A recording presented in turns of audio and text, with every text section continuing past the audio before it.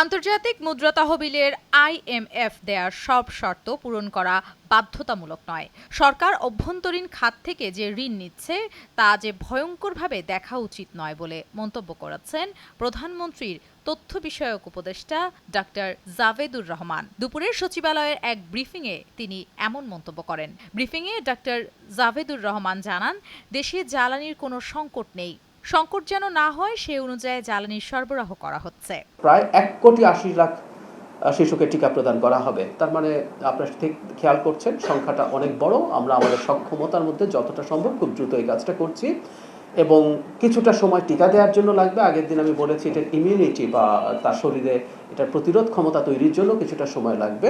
এর মাঝে হামের ক্ষেত্রে যেসব শিশু হাসপাতালে ভর্তি হচ্ছে তাদের চিকিৎসার জন্য এই সরকার সর্বোচ্চ ব্যবস্থা করেছে। সারা দেশে শুরু হয়েছে মাধ্যমিক স্কুল সার্টিফিকেট, এসএসসি ও সমমানের পরীক্ষা। প্রথম দিনে বাংলা প্রথম পত্র পরীক্ষা অনুষ্ঠিত হয়েছে। পরীক্ষা শুরুর ৩০ মিনিট আগে কেন্দ্রে প্রবেশের নির্দেশনা থাকায় পরীক্ষার্থীরা আরও আগেভাগেই কেন্দ্রে উপস্থিত হয়। এবার ৩০,৬৬৬টি শিক্ষা প্রতিষ্ঠানে 18,57,000 শিক্ষার্থী পরীক্ষায় অংশ নিচ্ছেন। এর মধ্যে 9,30,305 জন ছেলে আর মেয়ে 9,27,039 জন। ত্রয়োদশ জাতীয় সংসদের সংরক্ষিত মহিলা আসনে মনোনয়নপত্র জমা দেওয়ার শেষ দিন আজ। নির্বাচন কমিশন তথ্য অনুযায়ী সোমবার পর্যন্ত মনোনয়নপত্র জমা দিয়েছেন বিএনপির 5 নেত্রী। এখন পর্যন্ত মনোনয়নপত্র সংগ্রহ করেছেন 464 জন। জাতীয় সংসদের আসন অনুপাতে সংরক্ষিত 50টি মহিলা আসনের 36টি বিএনপি, 13টি জামায়াত জোট ও একটি স্বতন্ত্র সংসদ সদস্যরা পাবেন। নওগাঁয় নিয়ামতপুর উপজেলায় একই পরিবারের 4 জনকে গলা কেটে হত্যা করেছে দুর্বৃত্তরা। সোমবার রাতে উপজেলার বাহাদুরপুর ইউনিয়নের বাহাদুরপুর গ্রামে এ ঘটনা ঘটে। নিয়ামতপুর থানার ওসি মাহবুবুর রহমান বলেন, বিষয়টি গুরুত্ব সহকারে তদন্ত করা হচ্ছে এবং জড়িতদের শনাক্ত ও গ্রেফতারের চেষ্টা চলছে। কক্সবাজারের টেকনাফে পাহাড় থেকে রক্তাক্ত অবস্থায় 3 জনের মৃতদেহ উদ্ধার করেছে পুলিশ।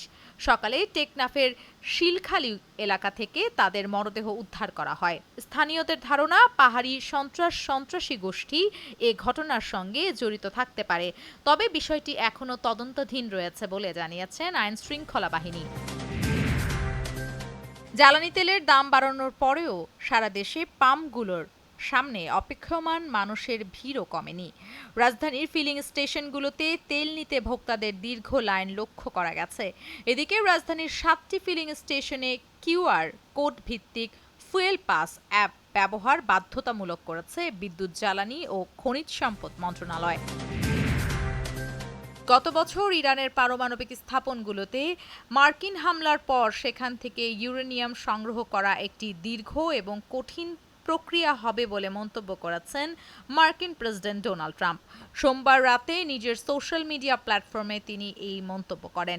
ট্রাম্প তার ট্রুথ সোশ্যাল প্ল্যাটফর্মে লিখেছেন, অপারেশন মিডনাইট হামার ছিল ইরানের নিউক্লিয়ার ডাস্ট, পারমাণবিক ধূলিকণা সাইটগুলোর সম্পূর্ণ বিনাশ। তাই এখন সেখান থেকে সেগুলো খুঁড়ে বের করা একটি দীর্ঘ ও কঠিন প্রক্রিয়া হবে।